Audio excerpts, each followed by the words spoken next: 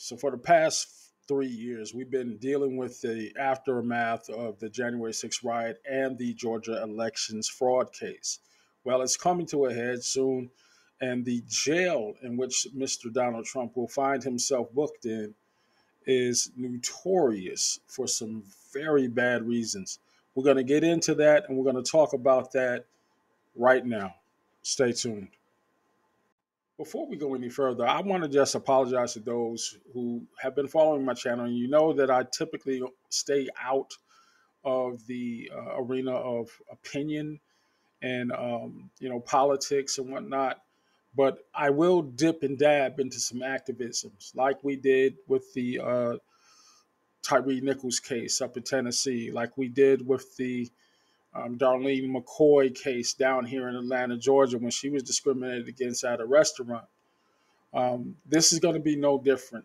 We're talking about the unjust treatment of certain inmates and how criminal proceeding will occur in certain communities as opposed to people like Donald Trump, the very wealthy, the very Caucasian, if you will. Um, Atlanta is going to be front and center this week, not only for the East Atlanta East Lake Golf Course. That's happening this week. In addition to just hosting Beyonce's concert this past weekend, it has been announced that Donald Trump is going to be arraigned and booked right here in Fulton County on the RICO case that's been thrown against him and 19 other defendants. Now, that in itself would not be um, the greatest breaking news or why it's important for me to talk about it. But what is important for me to talk about is what that jail system is like. And I don't think it would be prudent not to talk about what's going on here in Atlanta as far as that jail is concerned. And let's get into it. First and foremost, the Atlanta jail is broken up into two different locations. There's a Rice Street jail and the Pryor Street location. Pryor Street location, from what I'm told, is usually reserved for the female inmates being held over for trial. Um, then the Rice Street jail is where the males are held. Some of the notables who have been charged and booked at those jails and been held at those jails for trial. If you are big in the hip hop scene, you know YSL, that's Young Thug. Well, Gunna was held there at this particular jail. Okay, now this particular jail housed him and some other co-defendants who are still there. Um, but the conditions of the jail have always been, for lack of a better term, inhumane.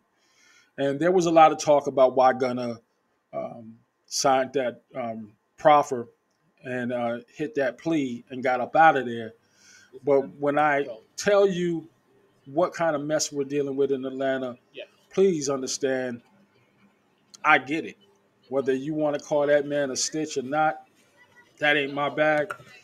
Um, the Atlanta Fulton County Detention Center on Rice Street is a hellhole. Um, like I said, YouTube may not allow me to tell you or stress enough the words that go into this thing, but we're going to get into it. First and foremost, in the past 3 years, there have been 23 people who have died in that jail. Suicides. Cardiac arrest was one. One guy was on videotape smoking a joint he was passing around by a few other inmates and just went into cardiac arrest and died. Don't know what he was smoking. Um, there was a case just today, as I'm producing this video. A man by the name of Alexander Hawkins, 66 years old, found unresponsible in his cell.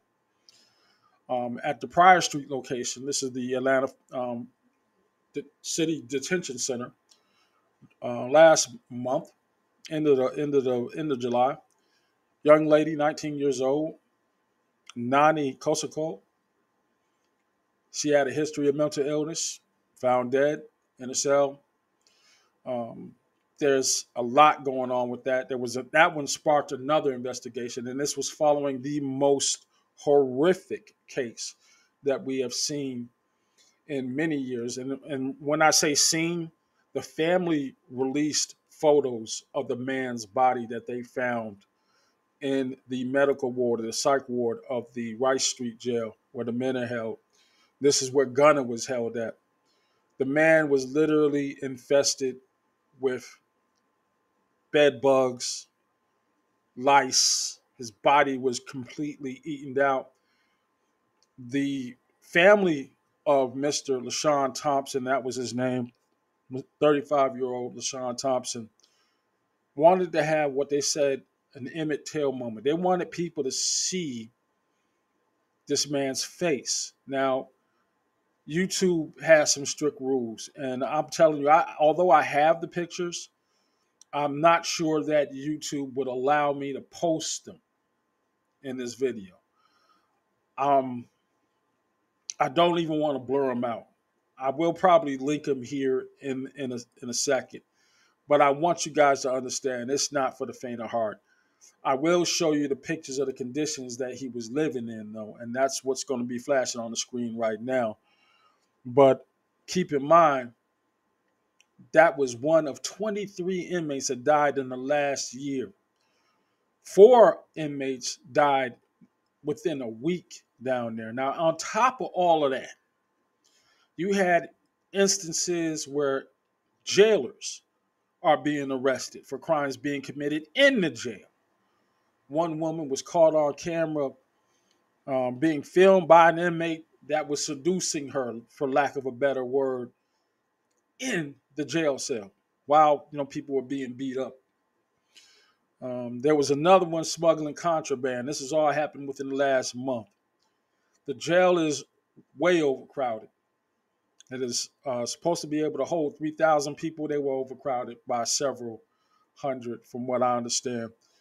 In addition to that, you have a critical staffing issue. Sheriff Labat has been trying to get some funding for that jail to hire more personnel, but it's just not working. Now, that's the backstory. What typically happens in that jail is if you get held for any charge, it's going to be some time before you go before a judge. Now, most of the inmates there cannot, and will not be able to afford bail. That's not going to be the case with Donald Trump. He can afford bail. Sheriff Labat has said that he expects Donald Trump and those 19 defendants named in this RICO case to be treated just like those other inmates. I don't see that happening. And the reason I don't see that happening is because that's too much money, and it would seem like it would be too fair that our criminal justice system would treat everybody equally. We know that's not going to happen. Now, in case anybody is under the impression that I'm just being cynical and I want to see anybody thrown into those conditions, I'm not. I wouldn't wish that on a dog. I mean, as much as I might dislike that political figure, you don't want to do that to anybody. What type of individual are you, where you would want to see somebody live in those deplorable conditions for any amount of time, let alone the months that LaShawn Thompson was in that condition. I think that this is an opportunity with this Trump being booked in this jail. It's an opportunity to shed light on just how bad it is down there. Even though people like Colin Kaepernick have become involved, especially in the case of LaShawn Thompson, he paid for the autopsy. A lot of people didn't know that. Colin Kaepernick heard about the conditions in that jail cell, or in that jail, offered to pay for the autopsy. And from what I understand, he did that. And he did it without fanfare. The thing that I find most troubling about all of this is that it's going to take a Donald Trump to get booked in this jail to see what is actually going on down there. Now, getting back to Gunna.